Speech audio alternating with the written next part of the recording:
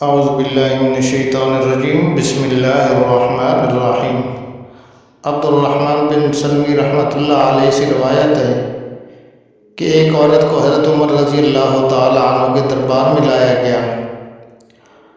اس کے خلاف یہ مقدمہ تھا کہ اس نے زنا کیا۔ جب حضرت عمر رضی اللہ تعالی عنہ نے یہ سنا تو آپ غصے سے باہر ہو گئے اور حکم دیا کہ اس عورت کو سنسار کیا جائے، لیکن وہ عورت التجا کرنے لگی کہ اے امیر المؤمنین، بے شک میں مانتی ہوں میں نے گناہ کیا، مجھ سے گناہ سرزد ہوا، لیکن آپ پہلے میری بات سن لیں، اس کے بعد بے شک مجھے سنسار کر دینا۔ حضرت عمر رضی اللہ تعالیٰ عنہ نے درباریوں سے کہا کہ اسے چھوڑ دو اور اسے اپنی بات کہنے کا موقع دیا۔ وہ عورت گویا ہوئی اے امیر المومنین، میں جنگل میں تنہا تھی، یہاں تک کہ میرے پاس کھانے پینے کے لیے کچھ نہ رہا اور نزدیک کوئی جگہ بھی نہیں تھی جہاں سے میں کچھ کھانے پینے کی چیز حاصل کرتی، اور بات یہاں تک پہنچ گئی کہ مجھے اتنی زیادہ پیاس محسوس ہوئی کہ میرے من میں یہ خیال آیا کہ اگر اب میں پانی نہیں پیتی تو مجھے سامنے موت نظر آ رہی تھی، میں مر جاؤں گی۔ امیر المؤمنین، میری حالت یہ ہو گئی کہ میں قریب المرگ ہو گئی، میں بالکل مرنے کے قریب آ گئی، پیاس نے مجھے نڈھال کر دیا تھا اور آس پاس کوئی جگہ بھی نہیں تھی جہاں سے میں پانی حاصل کرتی۔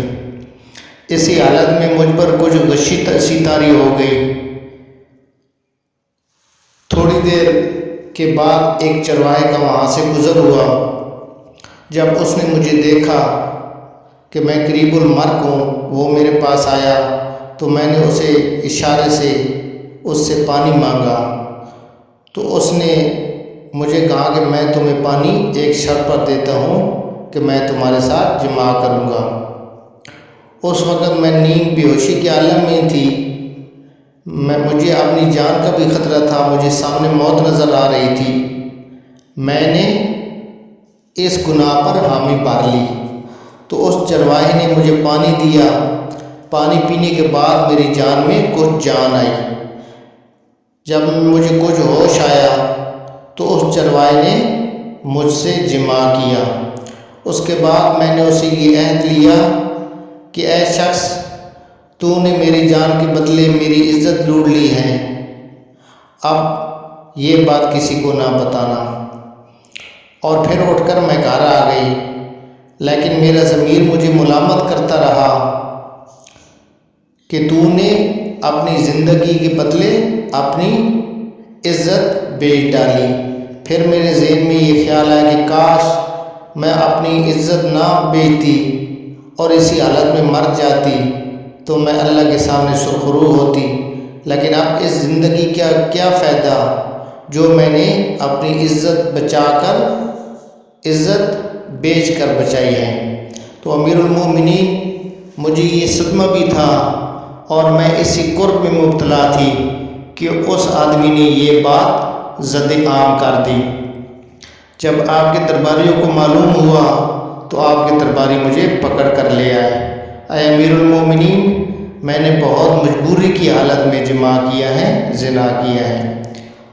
حضرت عمر فاروق رضی اللہ تعالیٰ عنہ یہ سن کر خاموش ہو گئے۔ کچھ صحابہ سے مشورہ کیا لیکن کوئی فیصلہ نہیں ہو پا رہا تھا کہ آیا اس عورت کو سنسار کیا جائے یا نہ کیا جائے۔ اسی اثناء میں حضرت علی رضی اللہ تعالیٰ عنہ وہاں آ گئے، بیٹھے۔ حضرت عمر فاروق رضی اللہ تعالیٰ عنہ کہا کہ اے علی، ایک فیصلے کا مسئلہ ہے، مسئلے کا فیصلہ کرنا مشکل ہو رہا ہے۔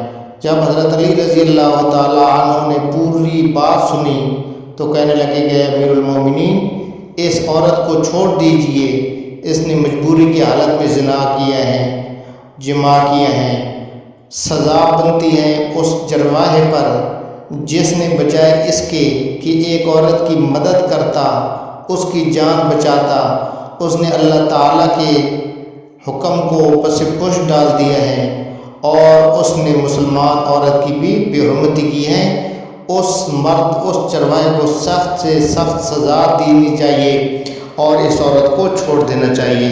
جب حضرت عمر رضی اللہ تعالیٰ عنہ نے یہ فیصلہ حضرت علی کا سنا تو اس عورت کو چھوڑ دیا، اور وہ چرواہ جس نے بے بس عورت کا ناجائز فائدہ اٹھایا تھا اس کو سخت